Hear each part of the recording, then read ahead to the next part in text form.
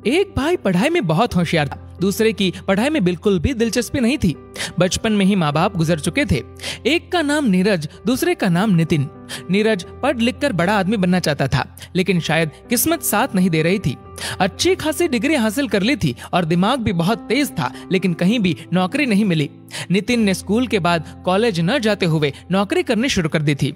नीरज को घर पर हर रोज ताने सुनने होते थे। कुछ कमाता तो है नहीं, आधी उम्र पढ़ाई करने में निकाल दी और बाकी की उम्र नौकरी ढूंढने में निकाल देगा। नीरज को बहुत दुख होता ये सब सुनकर, लेकिन कर भी क्या सकता था। एक दिन ऐसा आया कि नितिन ने हद पार कर दी। वो भूल गया था कि वो अपने भाई से बात कर रहा है। नितिन ने कहा, तू मेरे कमाए हुए पैसों पर पल रहा है। मैं चाहूँ तो तुझे अभी इसी वक्त घर से निकाल सकता हूँ। भिखारी कहीं का। बोला था तुझे पढ़ाई छोड़ दे और नौकरी कर मेरे साथ, लेकिन नहीं सुनी मेरी बात। अब पूरे दिन घर पर बैठा रहता है, कुछ काम करने लायक भी नहीं है तू। थोड़ी बहुत शर्म बची है कि नहीं। नीरज का दिल टूट गया ये सोचकर कि ठीक है, बुरा वक्त चल रहा है, लेकिन एक भाई की ऐसी भाषा। बुरे वक्त में तो अपने साथ देते हैं, लेकिन यहाँ तो कुछ और ही चल रहा था। नीरज से अब बर्दाश्त नहीं हुआ और 2 जोड़ी कपड़े लेकर घर से निकलने का फैसला किया। इधर नितिन ने रोकने के बजाय जाते जाते भी सुना दिया कि निकल घर से, और इधर कभी फिर से पैर मत रखना। आंखों में आंसुओं के साथ चलते चलते नीरज दूसरे गांव जा पहुंचा। मंदिर में दर्शन किए और बाहर आया। उधर एक बूढ़ी महिला ने उसे थोड़ा खाना दे दिया।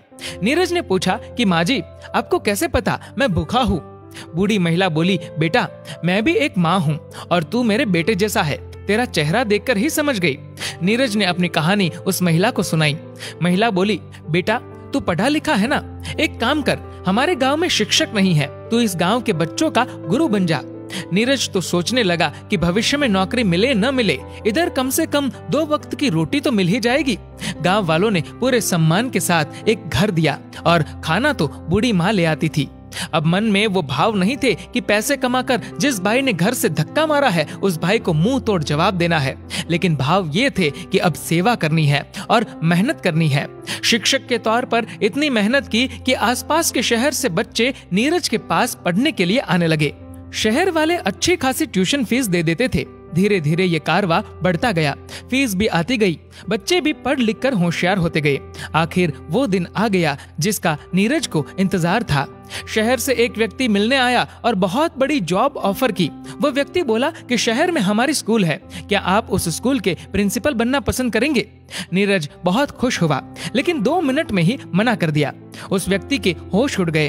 कारण पूछा तो नीरज ने कहा कि अब ये गांव ही मेरी दुनिया बन चुकी है और इस गांव को छोड़कर मैं कहीं नहीं जाऊंगा।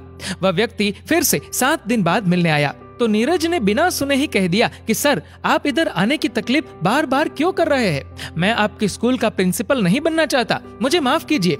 तो उस व्यक्ति ने कहा, सर आप हमारे स्कूल नहीं आना चाहते कोई बात नहीं, लेकिन यदि स्कूल ही इधर आ जाए तो। नीरज निशब्द। कुछ देर बाद नीरज बोला कि सर आपके कहने का अर्थ क्या है? तो उस व्यक्ति ने जवाब दिया कि मैंने आपके इस गांव में स्कूल खोलने का निर्णय किया है और निर्माण से लेकर हर चीज का खर्च मैं उठाऊंगा और वह स्कूल आपकी ही होगी। जैसा आप कहेंगे वैसी चलेगी, जैसा आप चाहेंगे वैसे नियम कायदे होंगे। नीरज मान गया। 1 साल में बहुत बड़ा स्कूल बन गया और दूर दूर से बच्चे आने लगे। अनेक राज्यों से बच्चे आए। नीरज ने सोचा भी नहीं था कि ऐसा सब कुछ हो जाएगा। उस गांव में कई लोगों को नौकरी भी मिली। नौकरी की तलाश में कई लोग आसपास के गांव से आने लगे। नीरज सभी को कुछ न कुछ काम देने लगा। एक दिन एक गरीब व्यक्ति आया और स्कूल के मैनेजर से नौकरी के लिए बात की। नीरज उस वक्त कोई काम से बाहर गया हुआ था। मैनेजर ने उस व्यक्ति से बात की और सब जानकारी ले ली। ज्यादा पढ़ाई नहीं की हुई थी तो उसे क्लर्क की नौकरी दे दी। मैनेजर ने कहा, प्रिंसिपल सर 2 दिन बाद आएंगे तो उनसे एक बार मिल लेना। ठीक 2 दिन बाद नीरज आ चुका था। क्लर्क प्रिंसिपल के ऑफिस में इंतजार कर रहा था और तभी नीरज आया। वो क्लर्क और कोई नहीं बल्कि उसी का भाई नितिन था।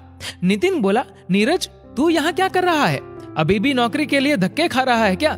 देख, मैं तो इधर आया और एक झटके में नौकरी मिल गई। अभी प्रिंसिपल सर आएंगे और मेरी नौकरी पक्की हो जाएगी। तू ऐसे ही नौकरी के लिए इधर उधर भटकता रहेगा।